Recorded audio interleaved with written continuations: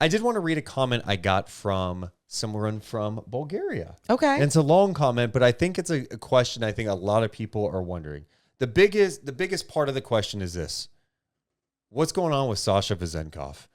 He was the one player who did not play for the Kings tonight. The one. Uh-huh. Anyway, here is the comment. Hey, Deuce and Mo, a big fan of your podcast. Glad I found your channel, as your post-match episodes are always so entertaining. I like post-match. I like that. Thank you. Post-match episode. Obviously, some might say that I'm biased when speaking about Sasha since he is Bulgarian and I'm Bulgarian and we want him to succeed badly. But trying to distance myself from this and to speak from a strictly logic point of view of how Mike Brown treats his players. So here's my observation in terms of leash length. Oh, okay. He's got a leash length breakdown. Okay.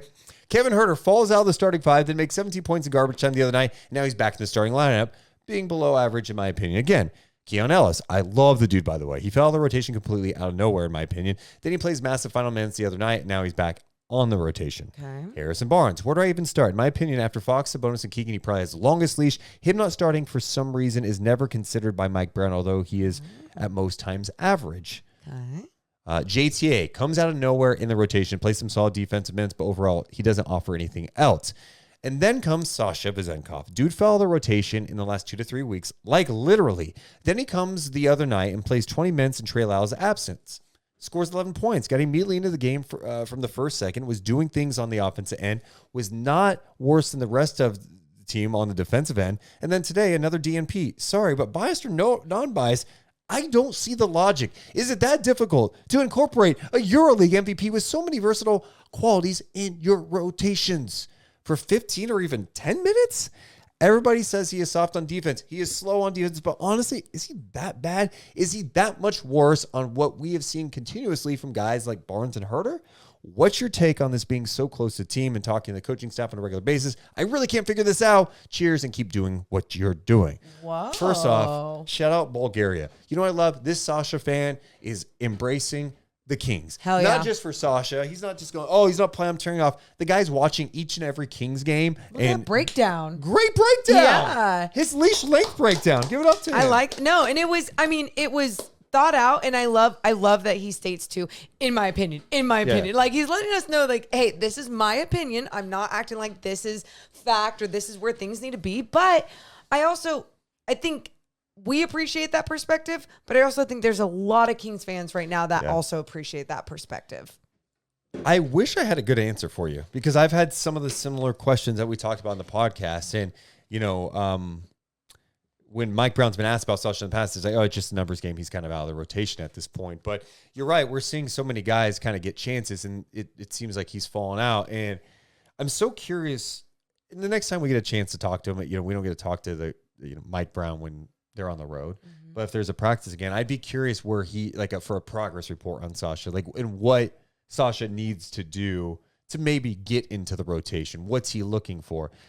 Because I agree. I mean, I feel like he comes into the game, and yes, there's going to be defensive issues. I feel like we've repeated this so many times. Like, he's going to get blown by every once in a while. But I do think he does such a good job for even some of his shortcomings of being so active with his hands. He's got good length. He's a good rebounder. And I feel like he comes in right away, and he's ready to go launching a three. How many times does he come in and just hit a three right away? Or miss a three, but he's willing to take the three. Yes.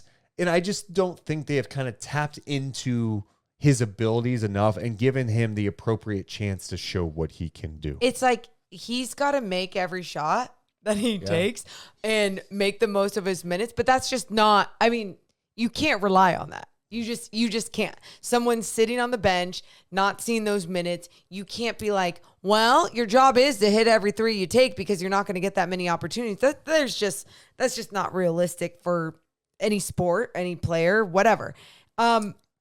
It's frustrating because I think he is right with some of his opinions in that comment about, look, like, why does Harrison Barnes have this type of leash? My pushback on that is I don't think he has as long as of a leash anymore. I think Harrison's minutes are going down. It's not anymore. But he still starts. But that's it. Because in his opinion on these comments, he's seen, well, Kevin Huerter has a short leash and he's getting out of the starting rotation, where Harrison Barnes, it's foreign to everyone to even think about him coming off the bench and not starting in that position. And then you have a guy like Sasha Vezenkov, who his length alone out there, and talk about, sure, he can be slow at times, but it doesn't mean that he's not doing his job with a rotation and or staying vertical when in contesting a shot when someone's coming at the rim. I have been very surprised by this development this I agree. year. I just thought he would get some more minutes, even, going with some smaller lineups. I would even mess with, I know it would get crazy sometimes, but depending on it, like play some small lineups. I think we saw it a little bit with Sasha, early on at some point, but yeah, I would like to see some more Sasha, and I don't know what he has to do to get consistent minutes. And I have a feeling that it's more defensively than anything, and I think that is a little unfair because I don't think it's as bad, as people think. Ew. Yeah, I think he's a smart player. Yep. That has learned a lot more pretty quick. Yeah. And I can't even sit here and say but it's not quick enough. I just think it's just maybe not enough for what Mike Brown wants to see. This guy was a EuroLeague MVP last year. know. And I'm not saying all EuroLeague MVPs are the same. And I think so many people, when they say that EuroLeague MVP, they're thinking of what Luka did. It's like, Luka, that's just a different category, okay? Different I think tier. Bielitsa won a EuroLeague MVP, if I'm not mistaken. Sorry, EuroLeague people, if I'm wrong. I just thought my read on Sasha, and when we watched him over the summer, and seeing the Kings' pursuit of him in the offseason was worst case scenario, he's going to help them as a bench player. That was my worst case. I'm like, he's going to be a bench guy that comes in, knocks down shots. And right now he's not that. So Yeah. So, yeah, interesting. And he didn't play tonight, he was the one guy who didn't play. Do you think if Mike Brown was asked again too, do you think he would be more transparent? I just want to know, just because I want to be, I don't want to be wrong about my Fans are wondering, man. my takes and my analysis on why he is or why he isn't. Yeah. So I don't know.